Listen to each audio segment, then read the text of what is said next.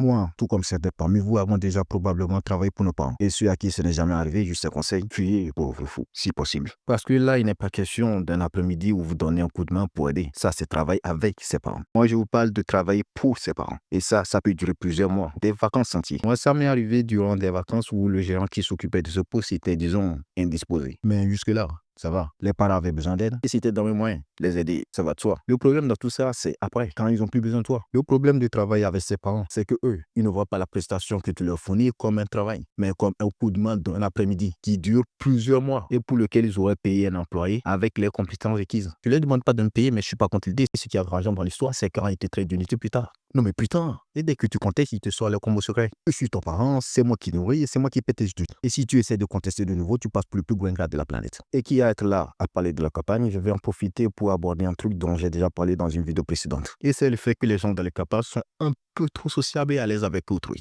Imagine t'es chez toi, tonton toqué. Naturellement, celui qui toque attend ton autorisation pour entrer. Bah ici, c'est pas du tout le cas. Dès que tonton toqué, c'est que la personne est déjà entrée. À quoi qu'il essaie de te surprendre pour avoir des dossiers sur toi. Ça a surpris l'un de nos profs qui est venu ici dans le cadre de son travail. Pour nous qui le vivons au quotidien, cela semble presque naturel. Mais pour lui qui vient déménager, donc qui a ses sens en mode alerte, pas du tout. Heureusement qu'on n'est pas au pays des gadgets faciles. Ça aurait pu super vite partir en sucette.